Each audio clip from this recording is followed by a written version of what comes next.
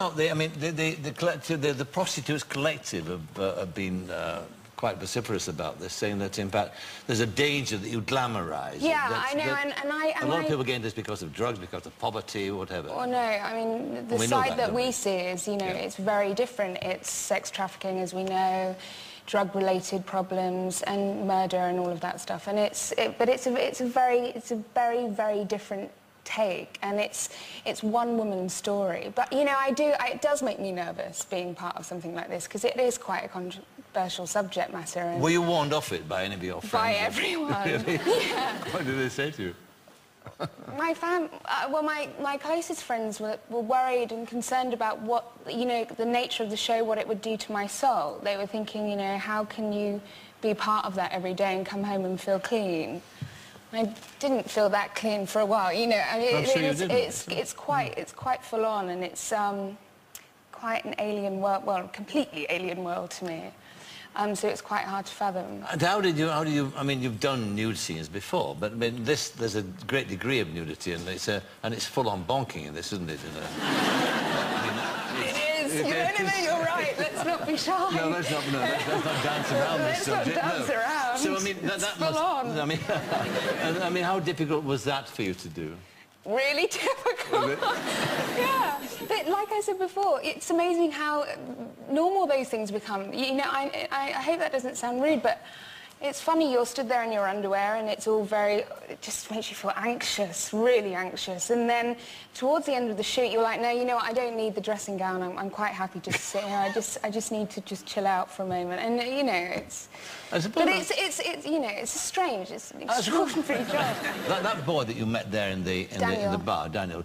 I mean, you fancy him. You fall for him. Yeah. Did the woman say that this happens? That does happen. Yeah. Because it's supposed not to happen, isn't it? There's this detachment between. Yeah. It's, you know, they try and be emotionally detached endlessly, but sometimes that can. I mean, but also we're not. We've adapted it slightly, so it's not. I'm not playing Belle as she is. We've changed it slightly. So there are moments that we've touched on that aren't in the book.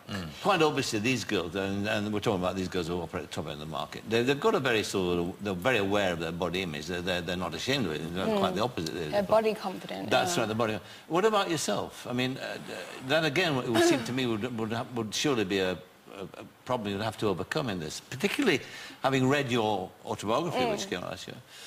Which you talked about your anorexia, and one would imagine that would have made it even more difficult, maybe, to do what you had to do. Yeah, I suppose so. Although you know, I'm quite over that now. Yes. I mean, it's never completely gone. It's always kind of standing in the shadows, waiting to emerge. But it's, but I felt quite cool about the whole thing. Surprisingly, I didn't think I'd react in that way, but you know, obviously when you take on a job playing a high-class hooker, there will be a certain level of nudity required.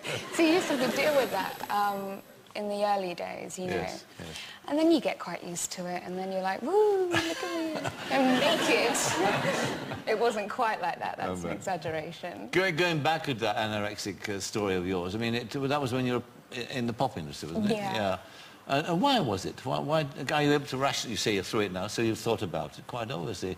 Why did it happen? What's the process? Well, I think it's. I can only really put it down to a control issue when you feel like your life is spiraling out of control and you're just clutching at straws, basically. And every single day was mapped out for me, and so I think that's what started it. Was me going, right, well, you can't control what I put in my body, so. Haha, I'm not going to put anything in my body, and that's my, you know, that's for me. It's one thing for me. And I think that's how it started, you know, but when you trace it back. Why pick on your body to take it out of, in a sense? I don't know. It's a strange process, it is a strange process. It's a strange kind of addiction, one that it's very hard for people to understand.